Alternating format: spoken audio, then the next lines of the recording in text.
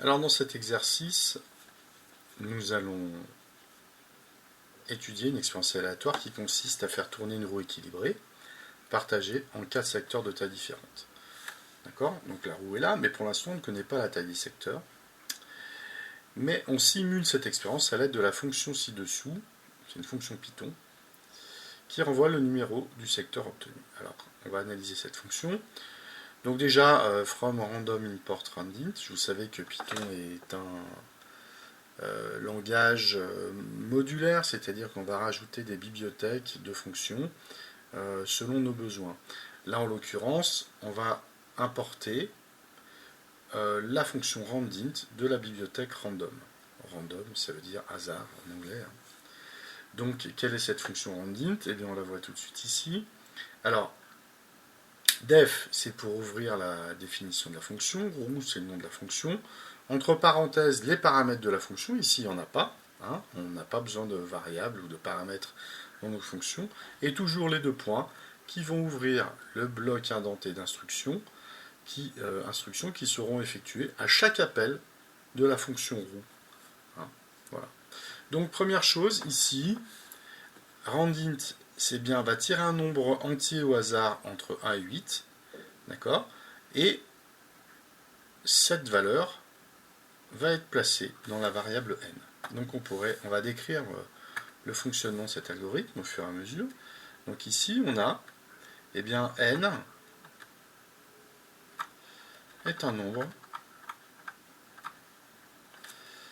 aléatoire entre 1 et 8. Donc c'est un nombre entier, je ne vais pas préciser. Donc ensuite, qu'est-ce qui se passe? Alors, vous voyez, cette structure de if est un peu plus complexe que celle qu'on voit d'habitude. Dans une structure if normale, il y a si, sinon. Hein, voilà, si la condition est vraie, faire ceci, sinon, faire cela. Et bien là, on va pouvoir découper en plus de cas différents. Alors, quelle est cette structure? Donc, c'est un si, sinon si, sinon si, sinon. On va voir comment ça fonctionne ici. Donc ici, si n est égal à 1, eh bien, renvoyer secteur 1. Donc on va l'écrire. Si n égale 1,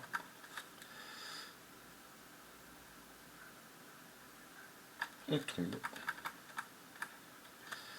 sur le secteur 1. Alors, quand on arrive ici, eh bien, n n'est pas égal à 1. Puisque s'il était égal à 1, on l'aurait pris ici. Donc là, c'est le sinon. Donc n n'est pas égal à 1. Par contre, on rajoute une condition. Donc on a n qui n'est pas égal à 1 et n qui est inférieur ou égal à 3. Donc là, on a si n égale 2 ou n égale 3, on tombe sur le secteur 2. Alors quand on arrive ici, eh bien n n'est pas égal à 1, n n'est pas inférieur ou égal à 3, donc il est supérieur strictement à 3, et il est en plus inférieur ou égal à 7. Donc ici, on va voir si n, alors n est supérieur à 3, ça donne n égale 4, ou n égale 5, ou n égale 6, ou n égale 7, hein, puisqu'il faut que ça soit plus petit que 7.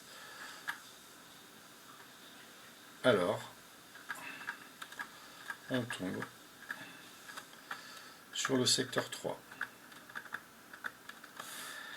Et enfin, eh bien, sinon, hein, c'est-à-dire sinon, ben, si toutes ces conditions sont fausses, en particulier n inférieur ou égal à 7, donc là il ne faut pas que n soit inférieur ou égal à 7, donc on va voir n égale 8. On tombe sur le secteur 4. Voilà l'analyse de cet algorithme. Donc proposer maintenant, je vous demande de proposer un modèle de probabilité associé à cette expérience. Alors je vous rappelle, qu'est-ce qu'un modèle de probabilité? Donc on a notre expérience aléatoire. Il faut commencer par trouver l'univers. L'univers, c'est l'ensemble des issues possibles, qu'on appelle oméga. Donc ici, vous allez avoir, bien, on va appeler ces issues S1, S2, S3, S4. D'accord? Ensuite, il nous faut une loi de probabilité. C'est-à-dire que un modèle de probabilité, c'est donc l'ensemble des issues. Et à chacune de ces issues, on doit associer une probabilité. Donc on va avoir ici l'issue et ici sa probabilité. D'accord? Alors, comment faire? Eh bien, c'est assez simple parce qu'en final, la fonction randint est une fonction qui tire un nombre au hasard. Hein. Donc les tirages de 1 à 8 sont... aucun tirage n'est favorisé entre les numéros 1 à 8. Donc en finale, ici, j'ai donc, puisque je n'ai qu'une façon d'obtenir le secteur 1, il faut que je tire absolument 1 pour avoir le secteur 1, j'ai donc une chance sur 8 de tomber sur le secteur 1. Alors, le secteur 2. Le secteur 2, si on a n égale 2 ou n égale 3, donc on a deux issues possibles qui vont me donner le secteur 2. D'accord? Donc on va voir ici 2 huitièmes. Alors on pourrait réduire la fraction, mais on va la laisser en huitième, puisque toutes les probabilités seront en huitième. D'accord? Donc ensuite, on vous dit, pour le secteur 3, on a 1, 2, 3, 4. On a 4 tirages possibles. Donc on va avoir S3 qui va avoir une probabilité de 4 huitièmes, c'est-à-dire un demi. Et enfin, eh bien, pour avoir le secteur 4, il faut tirer un 8. On n'a pas de choix. Donc on va avoir S4. Eh bien, sa probabilité est de 1 sur 8. Alors on vérifie toujours quand on établit notre probabilité que la somme des probabilités est égale à 1. C'est-à-dire que l'on couvre tout l'univers, mais pas plus, hein, surtout. Donc eh bien 1, plus 2, 3, plus 4, 7 et un 8. 8 huitièmes est égal à 1. D'accord? La somme des probabilités est égale à 1. Voilà, donc ici, voilà mon modèle de probabilité. Alors, et bien maintenant qu'on a établi le modèle de probabilité, on va pouvoir faire des calculs de probabilité. Alors, calculer la probabilité de l'événement A, le numéro du secteur est pair. Donc, on y va. A, le numéro du secteur est pair. Donc, ça, c'est la définition en langage naturel. Maintenant, la définition ensembliste, c'est-à-dire en termes d'ensemble. D'accord? Parmi les issues S1, S2, S3, S4, lesquelles satisfont-elles cet événement, le numéro du secteur est pair?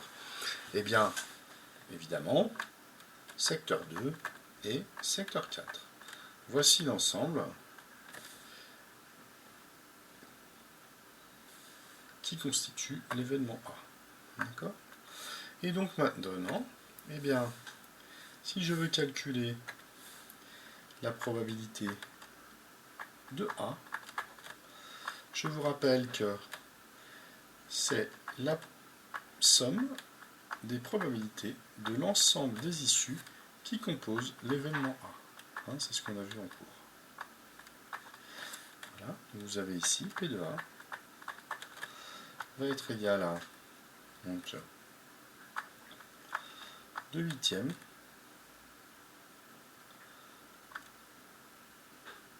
plus 1 huitième. Et donc la probabilité est de 3 huitièmes.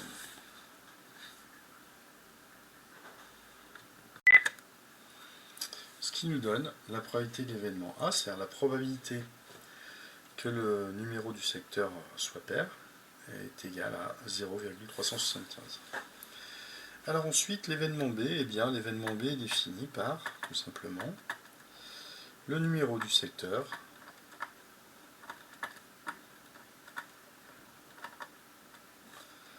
est inférieur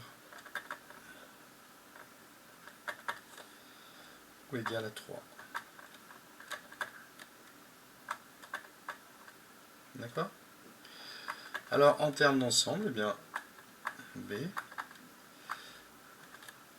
eh bien, ça va être secteur 1, secteur 2 ou secteur 3. Ok, très bien. Et de la même manière, la probabilité de B, ça va être, on va l'écrire, P de S1 plus P de S2 plus P de S3. Je vous rappelle que la probabilité d'un événement, c'est la somme des probabilités des issues qui le composent. Donc ça fait 1 huitième plus 2 huitièmes plus 4 huitièmes. Ce qui me fait donc 7 huitièmes. Et 7 huitièmes, c'est égal à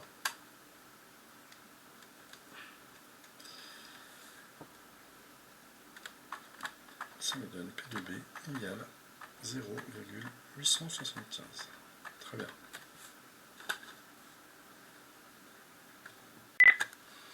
Alors, la question 4, c'est dessiner une roue qui permettrait de réaliser cette expérience. Eh bien, on a vu ici que nous travaillons en huitième. Hein. Donc, il va falloir diviser notre roue en huitième. Donc, ça, c'est assez simple. Hein. On inscrit notre rond dans un carré et on va tracer donc les deux axes horizontaux et verticaux et ensuite on trace les diagonales du carré. Donc, on a bien 8 secteurs. Donc, on va dire que le secteur 1 est ici. Donc, par exemple, on va le prendre en jaune. Voilà. Ça, c'est le secteur 1.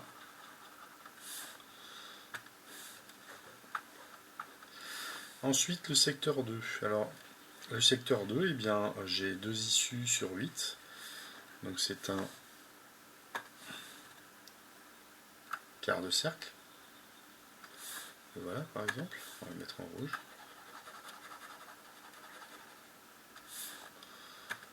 Là, c'est le 2. Le secteur 3 va, lui, contenir 4 huitièmes de cercle. Donc, c'est la moitié, c'est-à-dire un demi-cercle. Voilà, par exemple, secteur 3. Très bien.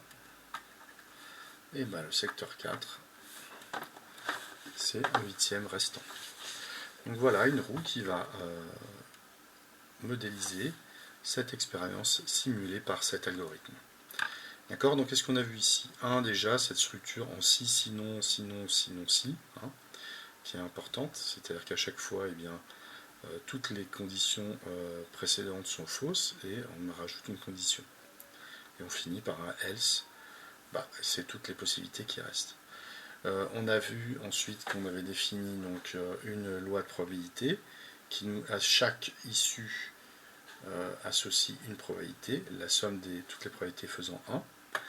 Et ensuite, on a calculé les probabilités de deux événements comme étant la somme des probabilités des issues qui composent ces événements. Voilà, donc ça c'est assez simple. Et ensuite, on a modélisé